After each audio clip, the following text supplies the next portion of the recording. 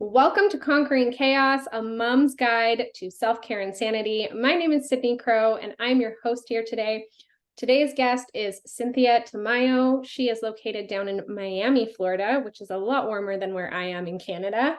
She's a licensed marriage and family therapist, and I'm going to let her share a little bit more because she wears a couple other hats under that title. Cynthia, welcome for being here today. Hi, Sydney. Thank you so much for inviting me to be here today. As you mentioned, I am a licensed marriage and family therapist working out of Miami, Florida. And I also have training in maternal mental health, EMDR, which is a trauma-based therapy, and human design. Amazing. I recently discovered human design myself, and I absolutely love this modality. Why don't you explain a little bit of how you got involved with it and maybe what it is for the listeners that don't know what it is? Okay. So human design is a synthesis of astrology, the Chinese I Ching, Kabbalah, the Hindu chakra system, and quantum physics. So it kind of puts together all these different modalities, and from this it creates it generates energetic blueprints, and it gives us each we each fall into one of 5 different energy types. And when we understand which energy type we fall into, then it allows us to make decisions that are more aligned with who we are, and it allows us to leverage our energy in a way that feels better for each one of us. When I discovered human design, it was a game changer for me in terms of the work that I do. So I work with a lot of couples, and I work with moms and families, and in understanding the different energy types, it allows you to connect with your family members in a way that allows each individual to be seen, right? Because we can get into the habit of trying to condition particularly our children, based on our own way of being, our own frame of reference, right? Because that's what we know. So what we know is what we're going to try to teach. And when we understand that our children may be showing up with a different energetic blueprint, then we're able to parent to that and to who they are instead of from our own experience. And it has also changed the way that I relate to my partner. We have 2 completely different energy types. So being able to understand that allows me to give myself some grace in how I show up, but also to have some compassion for him and the way that he shows up within our relationship and within the family dynamic. So that has been so helpful. And I use it with my clients all the time to help them also there's a deep sense of resonance when you see your energetic blueprint. So this kind of like sigh of relief of like, okay, that's who I am, right? That's really to my core who I am. And it almost gives us like this freedom and permission to show up authentically and unapologetically, and then we can each create a dynamic that is supportive of that instead of creating constant resistance and push-pull. I love that so much. And I think that's a key thing that a lot of moms feel that they need is that permission, right? Right. You mentioned conditioning and things like that. And Yeah. that played a huge role in my mental wellness. I know it plays a huge role in my clients' mental wellness because we have this should mentality. And I wish that that word would just get like stricken from the English language because it creates so much pressure on us. And in human design, like you, it has allowed me to start showing up more authentically for myself, parenting differently. My husband and I have been together for almost 20 years. I know you and your partner have been as well. And so when you can understand why or the how that person is showing up, it just creates so much less friction. Yes. And I love that so much. So that's really cool that you are also into human design. You've been doing it a lot longer than I have. But it's just such a really great tool to have in your back pocket. And when you really Absolutely. can understand how to leverage it, I think it's just, like you mentioned, it's just such a game changer. Yeah. Now, we had briefly mentioned about how we help moms with their struggles, and we want to normalize this burnout and overwhelm and helping them, get out of that mindset. Tell me a little bit more on how you help your clients with that. So when I transitioned, so I feel like there has been a turning point. There's like a pre and post pandemic experience for everybody. And when I started taking on clients, I had already been taking on clients, but during the pandemic, I noticed that I was seeing a new kind of like influx of clients that were very much in the same season of life and motherhood that I am, right? So parenting young children. I have 2 kids, a daughter who's 6 and a son who's 9. And I was finding that moms that were coming in were really struggling. A lot of postpartum depression, postpartum anxiety.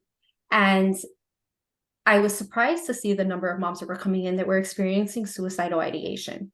And this is something that a lot of moms are not discussing outside of the therapeutic setting, because and sometimes not even within the therapeutic setting, because there's this fear that if they express this, that there may be real consequences, right? Like their children getting taken from them, or even consequences like feeling not heard or seen if people are not listening to their concerns or their feelings or to how they're showing up. So as I was sitting there contemplating, like, why are so many moms experiencing this? Why are so many moms burnt out? Why are they experiencing this deep sense of sadness and feeling lost and overwhelmed? And what I recognized when I was thinking about it and kind of took this step back to see the big picture was that there has been a significant change that has happened over the past decades that the family system hasn't caught up to. And when I mention the family system, just to give a little bit of a difference between being a licensed marriage and family therapist and being a mental health counselor, is that the way that I view my work is through a systemic perspective. So I believe that the individual impacts the system and the system is impacted by the individual, right? Whereas mental health is more focused on like the individual and pathology. For me, it's more of like this interaction between the individual and the system. And then sometimes symptomology will show up, and usually the individual will hold space for the symptomology, but it's usually an indicator that there's something wrong in the system in which that individual exists, right? So when I was looking at it from that perspective, I realized that post-feminist movement, right, when women were able to enter the workforce, which was beautiful in many ways, right? Women were offered opportunities that we had never been offered before, and that many women had dreamed of having these opportunities. And we had all these opportunities to work, to pursue our dreams, to do all these things that we had never imagined doing. And then we started doing these things, and the family system never shifted to adjust for that, right? So we're still implementing the old paradigm of mom being home and dad being the person that goes out and makes the money. We're still implementing that. And before, when moms were home, even if that's not, let's say mom didn't want to do that, right? She didn't want to be a stay-at-home mom, didn't want to be responsible for all the home stuff. There was a very clear role and responsibility, and dad had a very clear role and responsibility. Even if that wasn't what he wanted to do, everybody had a job. Now if the jobs became blurred, there weren't clear lines over who's supposed to be doing what. And because moms had been doing all the home stuff before, we just kind of kept that system in place. And moms are feeling overwhelmed because now they're doing all the stuff they were doing before and doing all this other stuff and feeling burnt out. So what I started to create in that process, and what became very evident to me, was that we needed to spend some time shifting the family system, and that the families need some guidance on how to do this, because I noticed that even with the most well-intended partners who want to be involved, they don't know how to, they don't know where to start, because no one has modeled this for them before. I remember one day I was sitting in the garage getting ready to work out with my husband, and I look at him and I just start crying. And he's like, "What's wrong?" And I'm like, "I feel overwhelmed." And he's like, "Well, how can I help?" And I couldn't even answer that question. I couldn't even tell him how he could help, because I didn't know, because I hadn't spent the time to sit down and really be clear about what is it that I want, what is it that needs to be done, who can help me with the things that need to be done, so that I can alleviate some of that burden and still pursue the things that were burning in my heart, and still be very present and show up for my family in a way that supported them. Yeah, I mean, that's so powerful. And I think a lot of women, like you mentioned, that you were noticing, are in the same boat, right? Yeah. I have an incredibly supportive husband, but there are so many times where he'll say, "What can I do to help?" And I'm like, "I just kind of need you to do something, but I don't know what to actually articulate here." Because even when we have somebody that's maybe helping out with the cooking and the cleaning and like the yard work and whatever else needs to be done around the house, it's the mental load and the scheduling and all of that that women take on, right? Like I still do all of the girls' activities and their routines, and he's great about picking them up, but I have to do the scheduling, like So there's a Yeah. huge mental load. And that's, I think, the invisible layer that a lot of women are dealing with that just compounds, right? We lie in bed and it's like all of these things that are running through on our list to get done. Men, no offense, like there's Yeah. no ill intention here for men, but their brains just work differently. And that's just a Yeah. scientific fact. Like they don't have that same mental load and that constant running list, even when they are the most involved in the household. So yeah, I mean, that's a really key piece and such a powerful thing that you can bring to the coaching market. And I'm very, very impressed. What sort of solutions are you finding that you bring to the table for them specifically? So I've worked on developing a specific coaching model to help the families address this. And what I realize are the 4 areas that if families can really dive deep and address these specific areas, then they can create an individualized family dynamic that works for them. So the name of the program is a Thriving Families Coaching Program, and it has 4 pillars. And these 4 pillars, they can be done in my mind. When I think about them, I think about them in succession. I think eventually what I want to do is create an assessment so that I can see where families are at within these 4 modules, so that I know where to start with an individual family. But right now, like I said, in my mind, it's kind of like a progression through the 4 pillars. And the first pillar is the well-being of the mom. And the reason why this is the first pillar is because, well, first of all, research supports that if mom is doing well, then that kind of trickles down to the rest of the family, right? So if mom is feeling supported and healthy and all the things, then mom is able to hold the system in a way that will allow the system to thrive. I also believe that moms are the portal into the system, right? I think they are the first ones to seek out help if there's something going on within the system. And we can get into many theories as to why it's probably mom and or women that are most likely to do that, but we can leave that for another time. But moms are the ones that are usually going to seek out help first. And I think that moms also have the leverage to shift the system, right? Because if mom is able to change, and I say this to everybody when it comes to couples therapy, or when people come in with family dynamic issues, or like, let's say I have a partner come in and they're like, oh, I really want to do therapy, but my partner doesn't want to join me. And I'm like, it's okay. Relationships are reciprocal, right? So once you start to shift, the system has to shift around you. Is the shift in the system always going to be a positive one? Maybe not, but it's going to create a shift because you can't respond. Once you show up differently, they have to respond or react differently.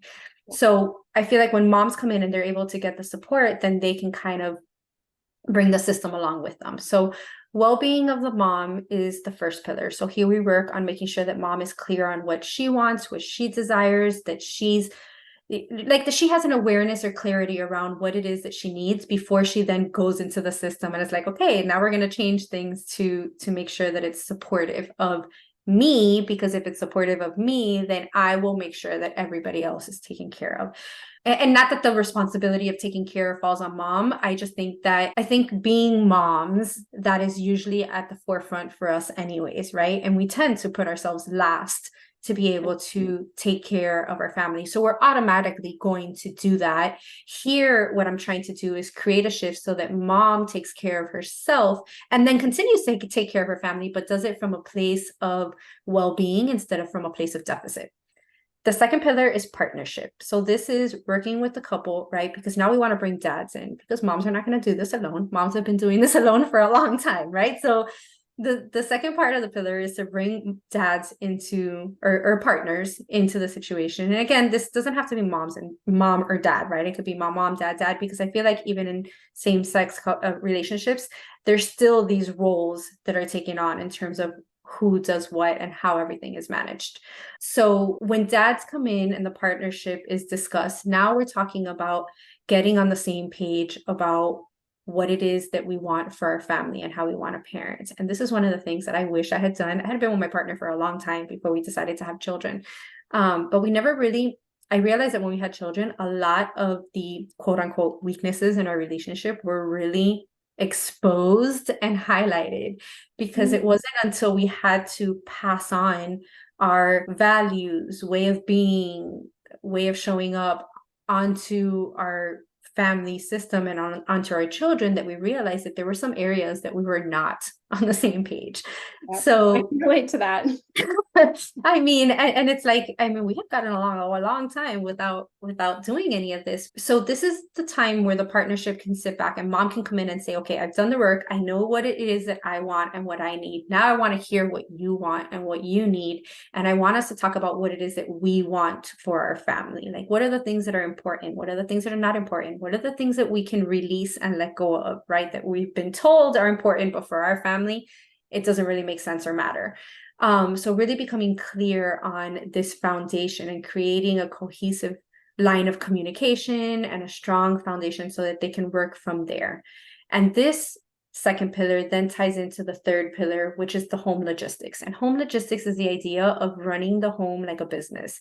So once you're clear on what mom needs and what the partnership needs and envisions for the whole family system, now they can create action steps that are aligned with that, and they're going to support that, right? So here we can talk about resourcing, like what are there things that we can take off our plate? Are there things that we can bring in people from the outside to help us with? Who's going to do what, right? And can we be very clear about who's doing what and make sure that when people are taking on those responsibilities, they're taking full responsibility for it, right? From beginning to end, and that it's not kind of like piecemealed or, again, mom delegating all the stuff and everybody else kind of following orders, but that everybody kind of knows, okay, I'm responsible for this area. I give an example of that. My son plays football, and for a long time I would do all the like registering him, making sure he had his uniform, communicating with the coach, knowing when there was time off, knowing when, and then my husband would take him to practice and to the games. And at some point I sat down after he had asked me that day, like, what can I do to help? I went back and was like, okay, what's something I can take off my plate? And then I came back to him and I said, you can handle football from beginning to end, right? Like all the things, communicating, registering, all of this stuff. And he was like, okay, I can do that. And then I realized, so we have like a group chat on WhatsApp, and I would still go in there and like respond or do things. And he's like, hey, because that's another part of it, right? So I realized that I would still meddle on things that I would ask my husband to take over. So it was really also having that awareness of, this is what we agreed on. This was the plan. Now, can I, as mom, step back and trust that because all of us have the same goal in mind and we want to function as a team and thrive, that everybody else will play their role, right? Even the kids. Yeah. So from the third pillar of home logistics, we go to the fourth pillar, which is parenting. And I feel like if we have the first three pillars are very strong, then the fourth pillar becomes kind of easy. And what I mean by easy is that we already have the vision, right? We already know where we're going and what we're doing. Now, all we have to do with the fourth pillar is parent to the child that we have. This is where the human design comes into play again, because I feel like if I can look at my child and parent to who they are, then half the battle is won, right? I have taken a lot of parenting courses myself. I have taught a lot of parenting courses as a clinician. And I was always left feeling frustrated or noticed that my clients were frustrated because it becomes a one size fits all. And what happens is that if the method that you're teaching me doesn't work for my family, then I'm left with one of two conclusions. I'm a failure as a parent, or my child is broken, right? And both of those options do not feel good. And they don't leave a lot of space for growth or hope. And what I recognize is that a lot of these parenting programs have a lot of value and a lot that they can bring to the table. The thing is that they need to be used properly, right? So once I understand who my child is, then I can look at all these programs that I've taken and I can be like, okay, which one of these techniques or methods work for the child that's standing in front of me? I love that. And then this doesn't leave me feeling, and it might take a little bit of trial and error, right? We may have to try a few different tools, but at least we'll know where to start. Whereas I think when we're just blindly implementing them, then we're probably going to burn out before we land on the method that actually works for our child. My children are completely different. I have a projector daughter, I have a generator son, completely different profile lines. I know that the way that I connect with them is different. And I know that the problems that they're going to experience in the world, and I already see it, are going to be different and very specific for each one of them. Mhm. And because I have this awareness, I know how to guide them. Yeah, which is such a powerful tool because, I mean, at the end of the day, we're all humans, which makes us all completely different. And there isn't a one size fits all. And I think, we had kind of touched on this in our conversation ahead of time, where the systems that have been around for all of these decades are a little dated and a little broken right now. When we look at the school system and the healthcare system and all of these things that are basically designing to put our kids in a one size fits all, it doesn't work that way. And so when you can give them the tools and you can give them the guidance that's specifically tailored for their needs and their issues and how they operate and show up in the world, then it's just going to set them up for better success down the road. So I absolutely love your program. I think it's so important that you start with pillar number one. The moms, like you had mentioned, were always last on our list. That is where my coaching program was born. It's myself. It was just, I needed to learn how to put myself back on the list. Right. And you talked a lot about the guilt and the shame that a lot of these moms feel for these thoughts that they're having. And that's where my whole self discovery and journey began myself, because, at one point I was looking at one-way tickets to like Hawaii because I thought my family might be better off without me. Because mentally I was just like, I kind of wanted a refund on adulting. I didn't think that like life was supposed to be this like day in, day like out Groundhog Day repeat that, I was feeling. And I felt so much guilt around the feelings and the thoughts that I was having, because I was like, on the outside, my life looks pretty good. Why do I have these thoughts? Why am I not showing up authentically? Why am I feeling like I'm a failure every single day? And, at the end of the day, those were all just a normal progression in my journey. And I had to learn how to fill my cup up so that I could pour into my family. Right. So I think that pillar number one is definitely going to be a great starting point for all of your clients. I love the idea of doing almost like a wheel of life assessment that you had mentioned for your program to figure out kind of where their strengths are and their weaknesses. I think that's such a beautiful concept that you've created. And I think you're going to just leave a lasting impact for moms, and by that, leave a lasting impact for families and communities around the world, hopefully. You did mention earlier that you have a self-care by design opt-in for people. Tell me a little bit about that.